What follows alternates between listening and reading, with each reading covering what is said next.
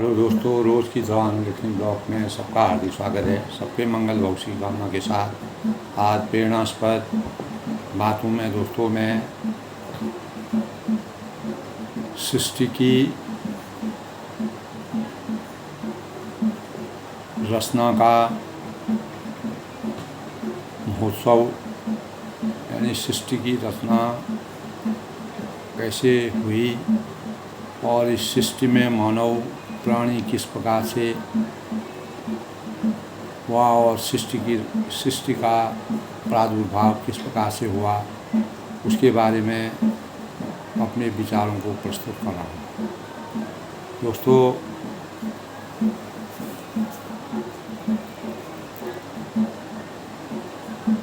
जिस प्रकार मानव जीवन का जन्म होता है, प्रत्येक प्राणी इस भूमंडल में अवतरित होता है, इस सृष्टि में, इस भूमंडल में, इस धरती में आता है। उसी प्रकार परमात्मा ने मानव संरचना के अनुसार ही ब्रह्मांड की रचना की और उस ब्रह्मांड के स्वरूप में प्राणियों का अवतरण किस प्रकार से हुआ, ये हमारे अंतःकरण में अनेक प्रकार के प्रश्न चिन्ह खड़े करता है। दोस्तों, यदि हम अपने धर्मशास्त्रों का अध्ययन करते हैं और अपने वेद उपनिषद शास्त्र की गणना करते हैं और ब्रह्मांड की संरचना के बारे में अपना ध्यान केंद्रित करते हैं, तो हमें अनेक प्रकार के इस प्रकार के प्रकरण मिलते हैं किताबों में, पुस्तकों में, अनेक ग्रंथों में, उपनिषदों में, वेदों में, जहाँ से मानव और प्राणी की रचना हुई और इस सृष्टि का निर्माण हुआ। जिस प्रकार मानव की उत्पत्ति के लिए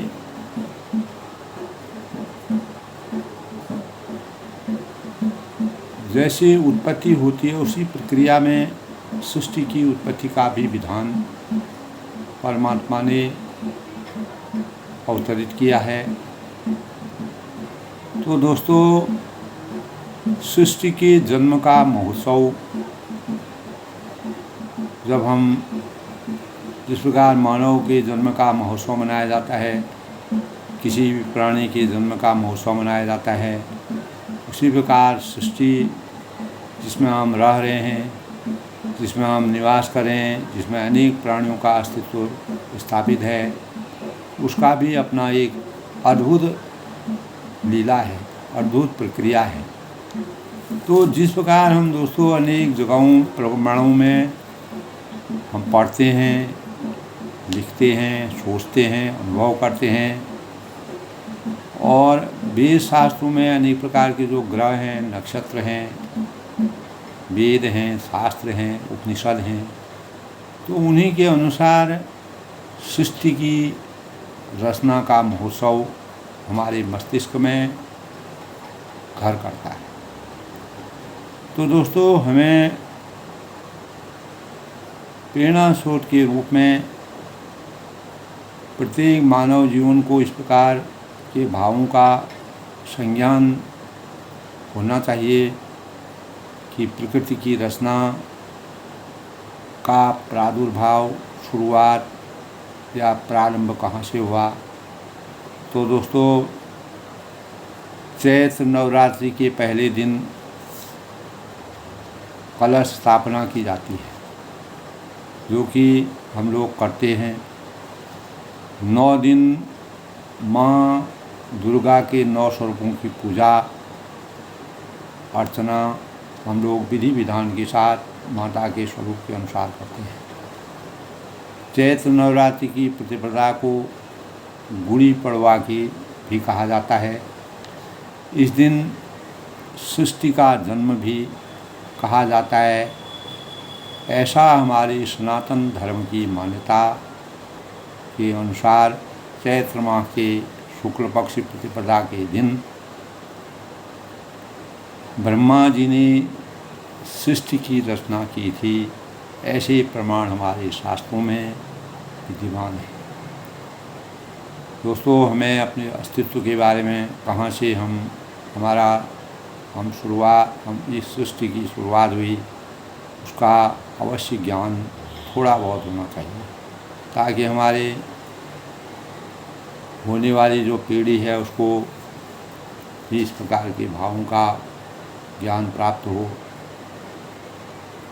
ऊपर ही हम कोई चीज़ पढ़ करके और उसकी वास्तविकता को न समझें तो हमारे लिए ये अतीत का प्रश्न बन जाता है। तो ब्रह्मदेव को सृष्टि के वो रचना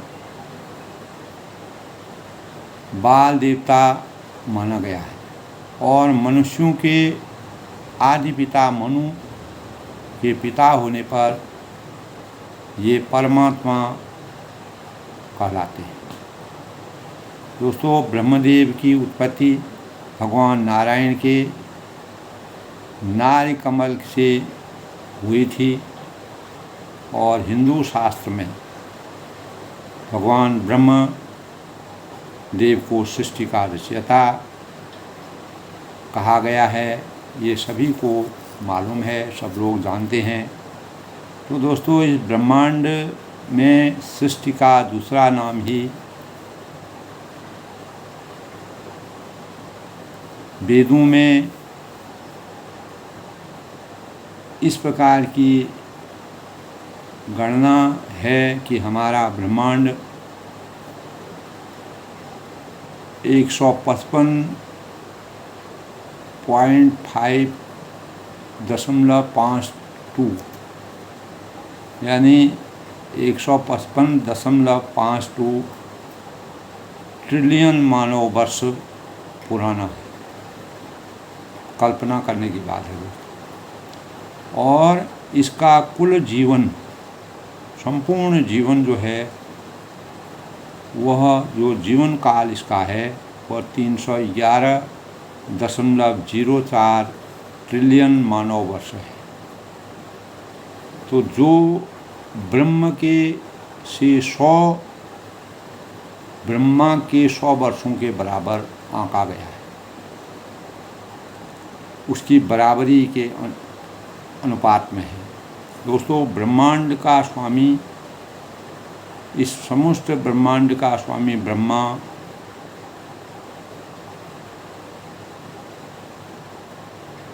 ईश्वर, आत्मा, ब्रह्म, शिव ब्रह्मांड के स्वामी कहलाते हैं। इस ब्रह्मांड के संपूर्ण स्वामी वही कहलाते हैं। तो इस प्रकार दोस्तों, हमारे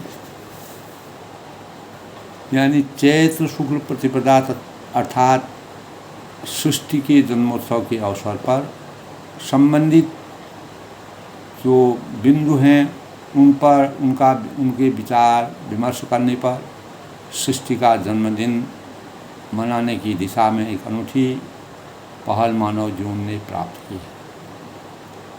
तो दोस्तों, ब्रह्म पुराण के अनुसार,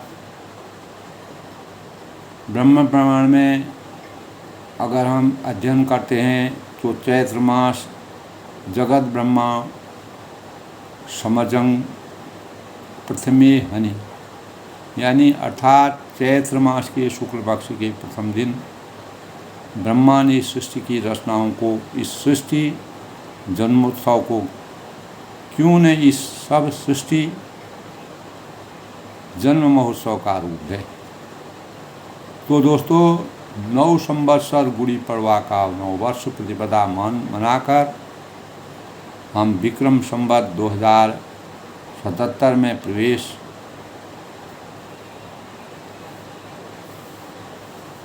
जब किए तो इस वर्ष से संवत्सर का नाम प्रमादी रखा गया था। तो इस समय संवत्सर का नाम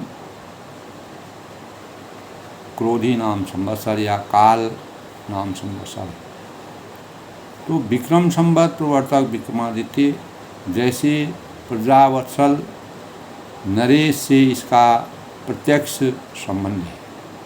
दोस्तों, हम पूरा विज्ञान पढ़ते हैं, आध्यात्म साहित्य पढ़ते हैं, अनेक प्रकार के ग्रंथों को पढ़ते हैं, लेकिन हमको सृष्टि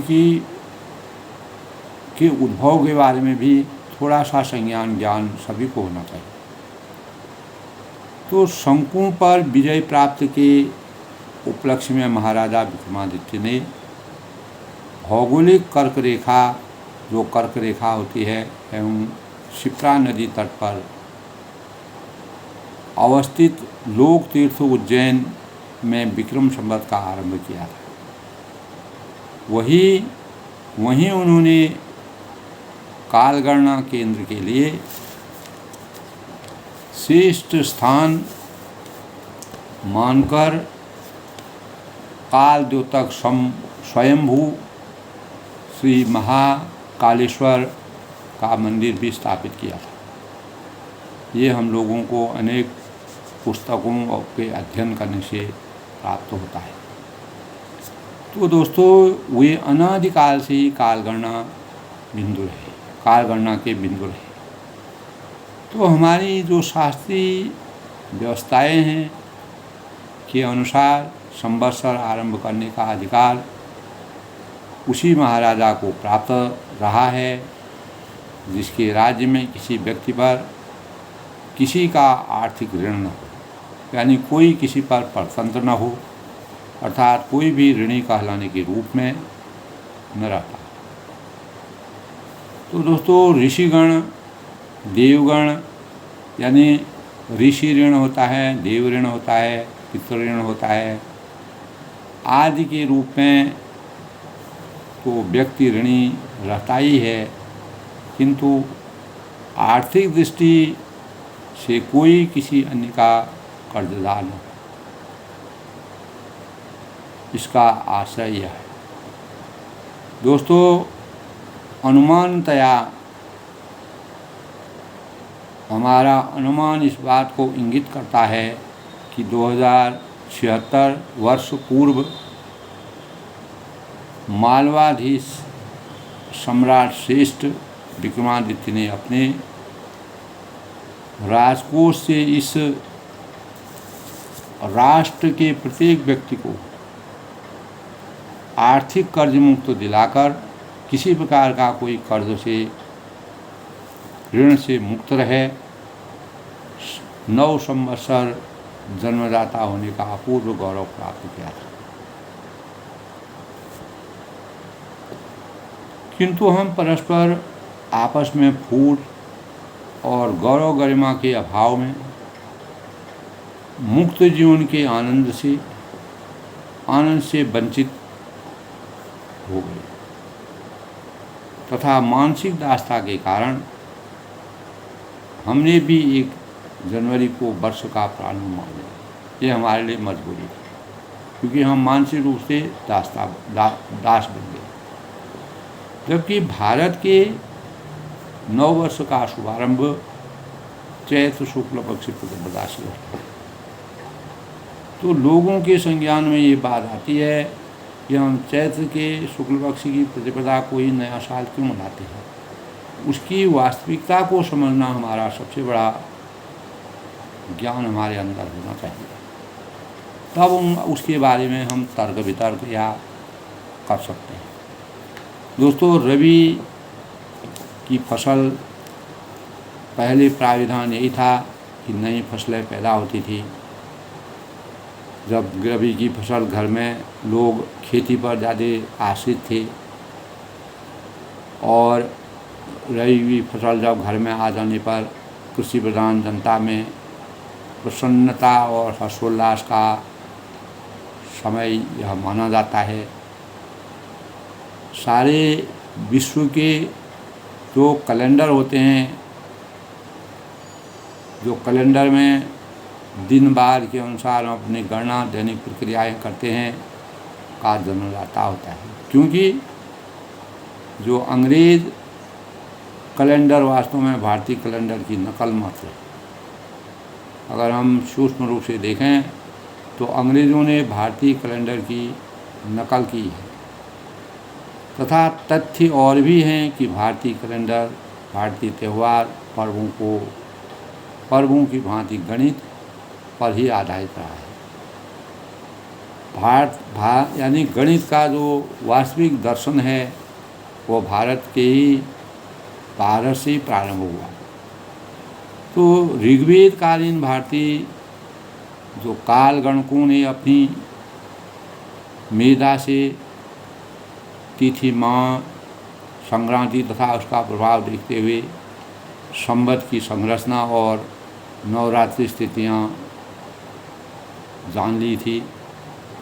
और ऋग्वेद संहिता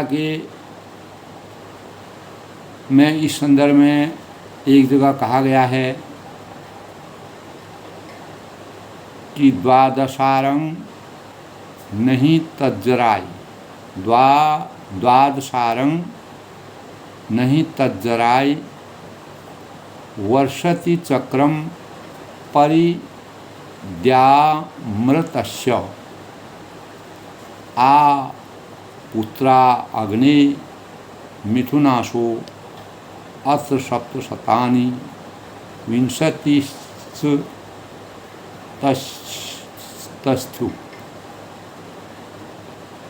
द्वादशारं नहीं तज्जराय, अर्थात सव्यात्मक आदित्य का 12 आरों वाला चक्र जो होता है,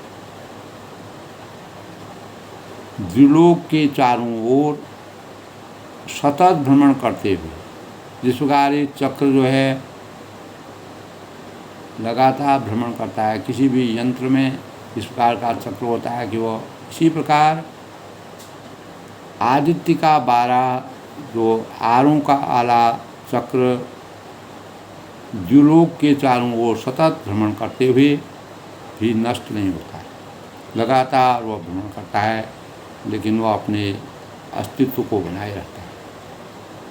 तो हे अग्नि, इस चक्र पर युगों के 720 जोड़ आरूढ़ हुआ करते हैं, अर्थात सूर्यदेव के रथ का चक्र जो है, बहुत सोचने की बात है दोस्तों, सूर्यदेव के रथ का चक्र ही एक पूर्ण वर्ष है और उसके 12 आरे ही 12 महीने, जो उसके 12 आरे हैं, चक्र हैं, वही 12 महीने। उसके 720 जोड़े और 360 दिन और 360 रातें, रात दिन, इस प्रकार एक वर्ष आकार ग्रहण करता है।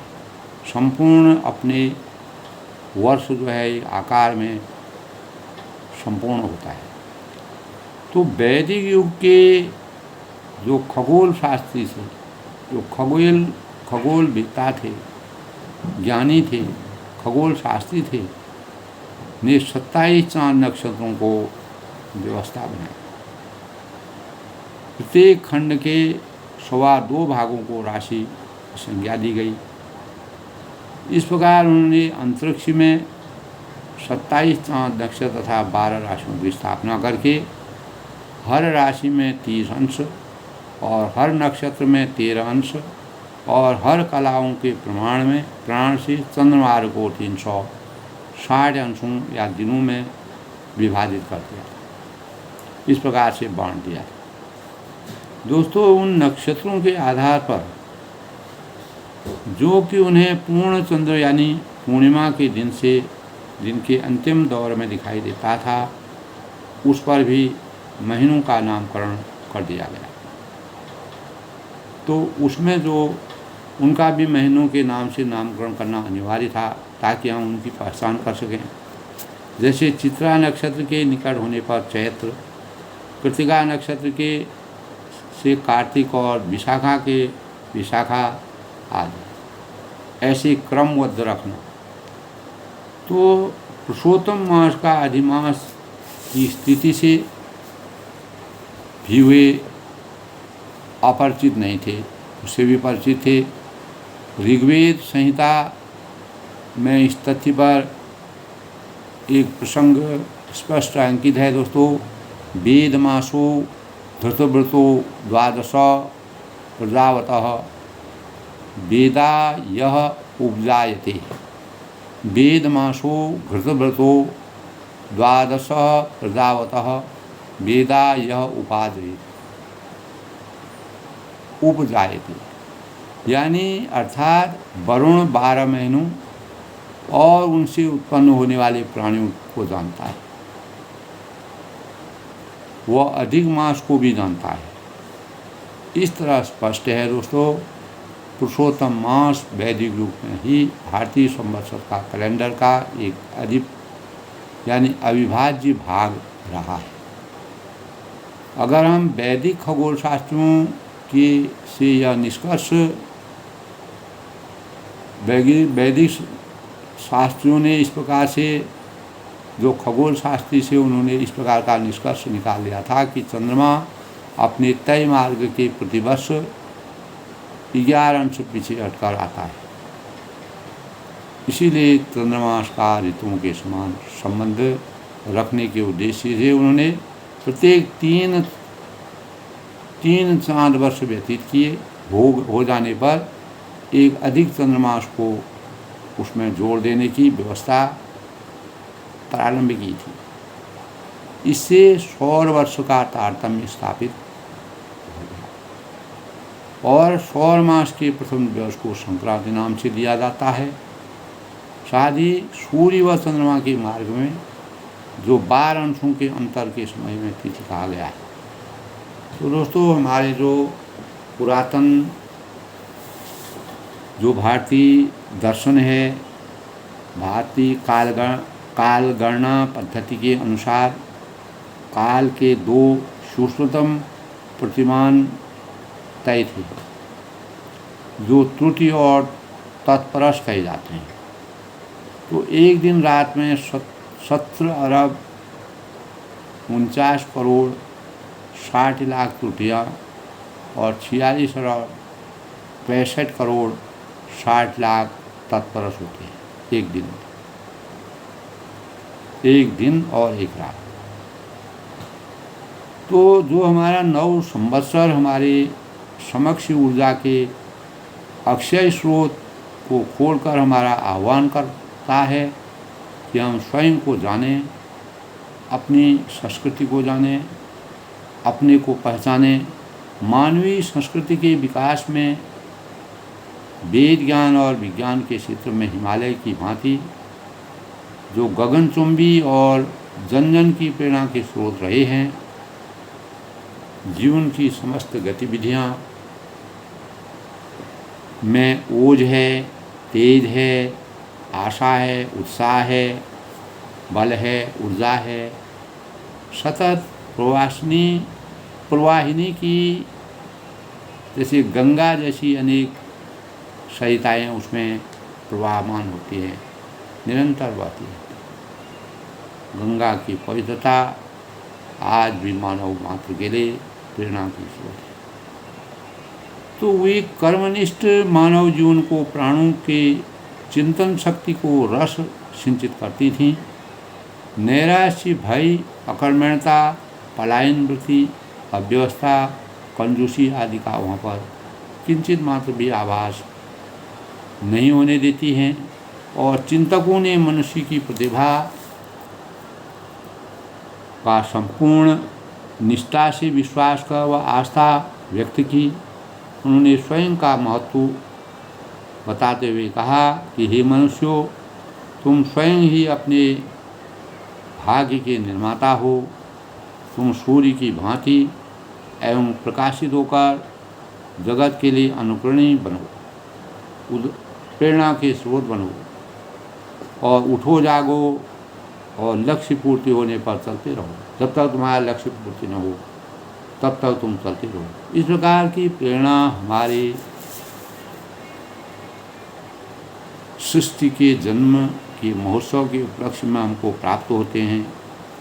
तो दोस्तों, चरोवेति चरवेति, चलते रहिए, यही मंत्र है जो हमारा नया संवत्सर की प्रथम सूर्य रश्मियों का प्रमाण है, और हम स्वयं को मानवीय कीर्तिमान का उदाहरण बना सकते हैं। अपने प्राप्तव्य की प्राप्ति हेतु निरंतर बढ़ते रहना। इस ब्रह्मांड में दोस्तों जो कुछ भी पेय और श्रेय है वही हमारा प्राप्य है। हम अमृत पुत्र हों इस तत्व की रक्षार्थ के लिए जो हमारा नया संवत्सर का व्रत हमको लेना चाहिए। नए संवत्सर की चेतना जागृत करती बेला में हमें उसके शौर्य को जानना चाहिए।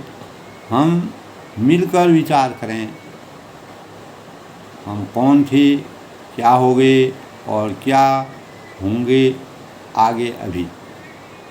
यानी कभी हमारा देश भारत का जगत गुरु पद प्रतिष्ठित तथा राजनीतिक परिस्थितियों में ऐसा नकारात्मक समय आया जिसमें निराशावादी विचारधारा ने हमारे मन मस्तिष्क को आच्छादित कर चेतना को कुंद कर दिया। यानी हम पराये चिंतन की चिंता सोचे समझे अपेक्षाकृत अधिक महत्व देने लगे।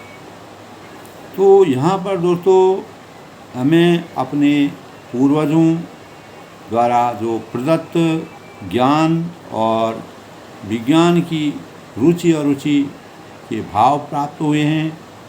निरंतर कर्मनिष्ठ रहकर हम अपने आनंद को पवित्रता में अछूते न रह जाएं, इसके लिए हमको प्रयास करना चाहिए।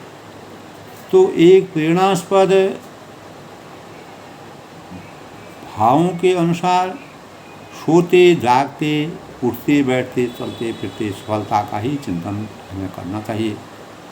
सफलता ही हमारा परम उपास्य है। आँखों से सफलता को जरा भी विलग न होने देना चाहिए। तन से सदा सफलता का आचरण करना चाहिए, मन से करना चाहिए। सदैव सफलता का मनन करना चाहिए। सफलता से बड़ी कोई सिद्धि नहीं है। सदैव इधर हमारी शिक्षा दीक्षा अव्यवस्थित होते हुए मात्र पाश्चात्य देशों को श्रेष्ठ मानने की अवधारणा बलवती होती चली आई है।